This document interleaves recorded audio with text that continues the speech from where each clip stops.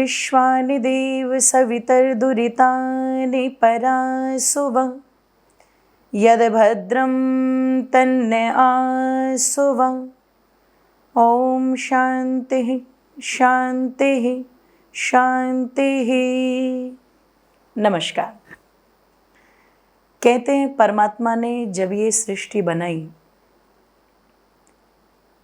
और सृष्टि में सब व्यवस्थाओं को बना करके सबसे बाद में मनुष्य पैदा हुआ। और मनुष्य में भी कई प्रमाण इस प्रकार के मिलते हैं कि मानव का जन्म न तो बालक के रूप में था, यदि बालक होता तो उनका भरण पोषण पालन पोषण कौन करे, क्योंकि आरंभिक काल है। और ना ही वृद्ध के रूप में हुआ, अगर वृद्ध हैं तो उनसे सृष्टि का संचालन आगे होना नहीं है। तो कहते हैं पूर्ण युवा अवस्था में ये मनुष्य पैदा हुआ। ये एक वैदिक मान्यता है।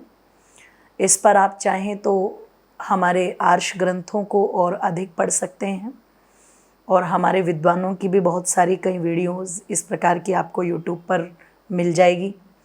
इसमें एक दूसरी थ्योरी आप लोगों ने, जो पश्चिम की थ्योरी है, वो ये भी सुनी होगी कि हम बंदरों से मनुष्य बने हैं।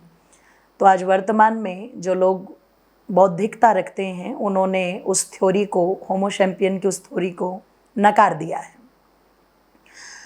तो पूर्ण युवा रूप में अवस्था में जो मनुष्य पैदा हुआ, उससे पता लगा कि सृष्टि का जो संचालन है या एक व्यवस्था जो है वो युवाओं के माध्यम से बनती है। और मैं समझती हूँ जिस देश का, जिस राष्ट्र का युवा जागृत है, वो देश और समाज अपने आप उन्नति की दिशा में चलता है। और जिस देश का युवा जागृत नहीं होता, संस्कारहीनता उसके अंदर आ जाती है, उस देश को, उस राष्ट्र को मिटने में अधिक समय नहीं लगता। यदि हम अपने भारत देश की स्थिति को देखते हैं तो एक समय था जब संस्कारों की भट्टी में तप करके देशभक्ति के लिए, धर्म भक्ति के लिए, मातृ पितृ भक्ति के लिए युवाओं का पूरा जीवन समर्पित होता था।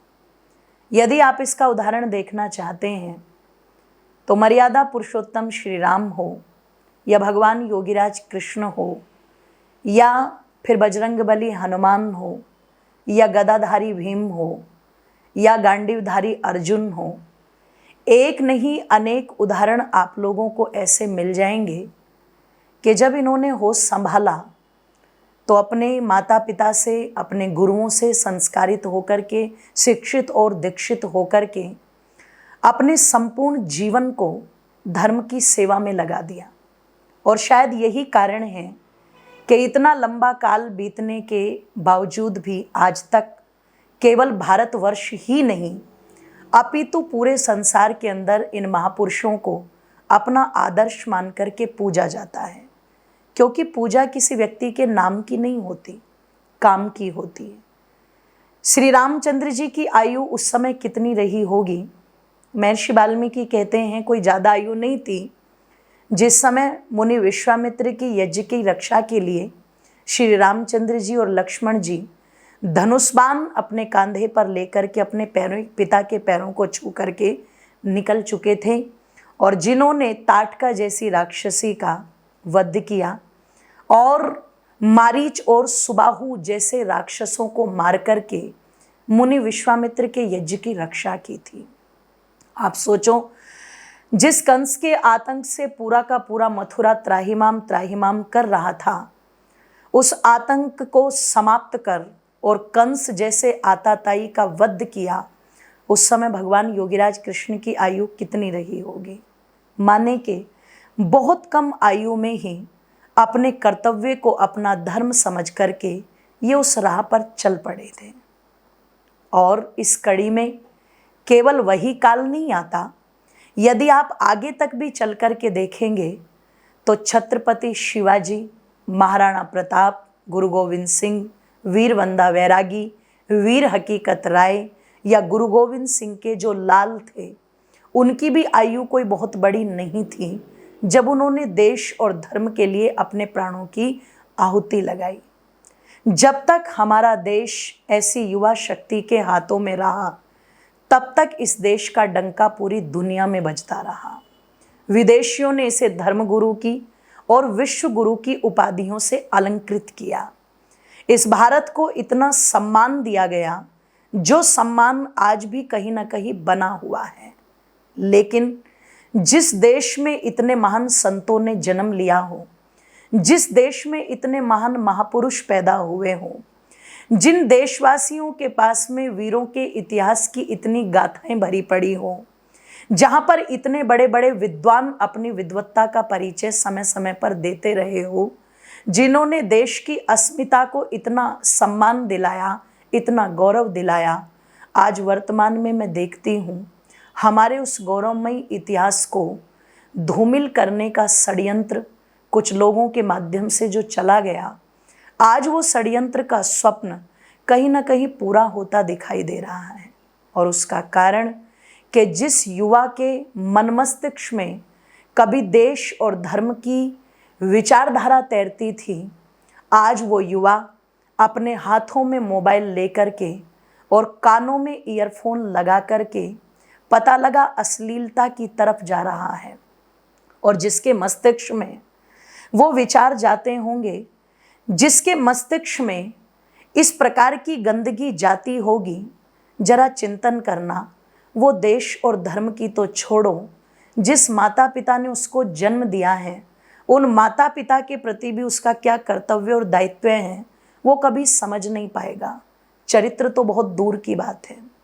आप विचार करना, चिंतन करना, जो रात के 1-1 बजे तक मोबाइल के साथ लेकर के जागता हो और सुबह 9-9 बजे सो कर के उठता हो और उठते के साथ में फिर अपना मोबाइल हाथ में ले लेता हो, और मैं समझती हूँ मोबाइल पर वो क्या देखता है, क्या नहीं देखता है, आप ये सब अच्छी तरह से जानते हैं।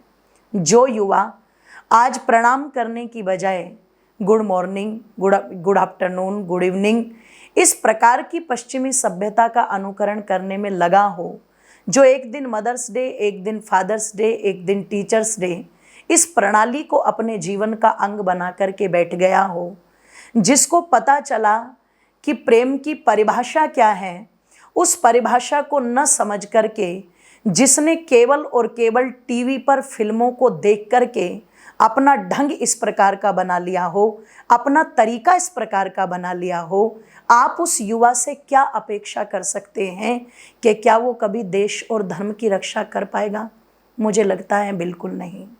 और जब उसके मन में देश के लिए, धर्म के लिए, संस्कारों के लिए कोई स्थान ही नहीं है, तो उसको परिवर्तित करना कोई बड़ी बात नहीं है। तो इसलिए जो लोग चिल्लाते हैं कि आज इस्लामीकरण हो रहा है, आज ईसाईकरण हो रहा है, उस स्थान पर इतने लोग बदल गए, उस स्थान पर इतने लोगों का धर्म परिवर्तन करा दिया, वहाँ इतने युवा जा रहे हैं, वहाँ इतने युवा जा रहे हैं, मैं समझती हूँ उनको धर्म परिवर्तन कराने के लिए कोई ज़्यादा ताकत लगाने की आवश्यकता नहीं है। वो तो पहले से ही परिवर्तित है। वो आपकी संस्कृति को नहीं मानते, वो आपकी मान्यताओं को नहीं मानते, उन्हें ईश्वर के बारे में कोई जानकारी नहीं, उन्हें धर्म के बारे में कोई जानकारी नहीं, उन्हें अपने कर्तव्यों से कोई लेना देना नहीं है, तो उन पर अलग ताकत लगाने की कोई आवश्यकता नहीं है। वो तो खींचे चले जाएंगे। और ये कमजोरी केवल और केवल अपने आप को हिंदू कहने वालों में है। ये कमजोरी इस्लामियत में नहीं है, ये कमजोरी ईसाईयत में नहीं है, क्योंकि वो लोग पहले से सावधान हैं। वो अपने बच्चों का बचपन पहले से संभाल करके चल रहे हैं। उनके बच्चे डॉक्टर बने या ना बने, इंजीनियर बने या ना बने, उन्हें इस बात की कोई चिंता नहीं है। उन्हें केवल और केवल अपने बच्चों को पहले अपने धर्म के लिए कट्टर बनाना है। और जब वो धर्म के संस्कार दे देते हैं तो बाद में वो कुछ भी बने, उसका कोई महत्व नहीं है। लेकिन हमारे यहाँ पर एक एक बच्चा, और उस एक एक बच्चे को भी बिल्कुल फूल की तरह ऐसे सहेज करके रखते हैं कि इसको हवा तक ना लग जाए। उसे पूरी सुख सुविधाएं इस प्रकार की दे देते हैं कि जीवन में आगे चल कर के यदि कठिनाई कोई आ जाए तो या तो वो सुसाइड करता हुआ मिलेगा या वो फिर माता पिता को ब्लैकमेल करता हुआ मिलेगा। तो आप सोचना जरा इतनी कमज़ोर पीढ़ी जो इस समय में आ रही है, तो आगे आने वाला समय तो इसका मतलब इससे भी भयंकर होगा। और अगर वो समय होगा तो जरा आप सोच करके देखो, फिर ऐसे समय में आप करेंगे क्या? आप विचार कीजिए, चिंतन कीजिए। एक समय था जब माता पिता बच्चों को संस्कारित करना अपना कर्तव्य समझते थे। छोटे छोटे बच्चों को अपनी मान्यताओं के साथ जोड़ा जाता था। मुझे बहुत अच्छे से याद है, मैं बहुत छोटी थी तो गाय को रोटी दिलवाना, घर में दीपक जलाना, दादाजी के साथ संध्या में बैठना, यज्ञ में बैठना, ये चीज़ें हम पर माता पिता हमें डरा डरा करके कराते थे हम लोगों से। और जब करते रहते थे तो ये धीरे धीरे हमारे अंदर समाहित होती चली गई। आज उन चीज़ों का महत्व पता लगा तो ये हमने अपना कर्तव्य बना लिया। अब ये जीवन भर हमसे दूर होने वाली नहीं है। लेकिन बचपन में यदि सिखाया ही नहीं जाता, बताया ही नहीं जाता और बचपन निकलने के बाद कोई आगे कोशिश करता तो शायद उन चीज़ों को अपनाना बड़ा मुश्किल होता। क्योंकि जो बचपन में पढ़ते हैं वो ताज जीवन याद रहता है, लेकिन जो व्यक्ति MA BA में जाकर के पढ़ते हैं जो चीज़ें, वो शायद व्यक्ति को आगे चल कर के 50 की उम्र में, 60 की उम्र में याद नहीं रहती। तो बचपन के संस्कारों का बहुत बड़ा प्रभाव पड़ता है। इसलिए वर्तमान परिस्थितियों को देखते हुए आप अपने बच्चों की उन्नति हर क्षेत्र में करें, लेकिन उन्हें अपनी वैदिक संस्कृति के वो संस्कार और विचार भी अवश्य दें। उनको हर प्रकार से दीक्षित और शिक्षित करने के लिए उनको उस धर्म की शिक्षा भी अवश्य दें जो धर्म आप मानते हैं, जिन मान्यताओं को आप मानते हैं। आपके बच्चे आपकी संपत्ति के अधिकारी बने, ये केवल इतना होने से कर्तव्य पूरा नहीं होता। आपके बच्चे आपकी धार्मिक संपत्ति के भी और संस्कारों की संपत्ति के भी अधिकारी बने, इसकी महती आवश्यकता है। और ये चेतना सबके अंदर होनी चाहिए। यदि ये चेतना न जागी तो भविष्य में इसका बहुत भयंकर परिणाम हमें भुगतना पड़ेगा। ये बच्चे आपकी पौध हैं, आप एक वृक्ष की तरह हैं। आप जर्जर होंगे, पुराने होंगे तो धराशायी होंगे, लेकिन आगे की पौध यदि तैयार रहेंगी तो नए वृक्ष उगने की, नए बाग लगने की संभावना बनी रहेगी। लेकिन यदि पौध ही तैयार न की गई तो कब ये गुलशन, कब ये बगीचा बंजर बन जाएगा, हमें पता भी नहीं चलेगा। इसलिए इस स्थिति पर थोड़ा सा विचार जरूर करें और सतर्क और सावधान होकर के अपने बच्चों को संस्कारों के प्रति जागृत करें, ये हम चाहते हैं। आप सभी का धन्यवाद।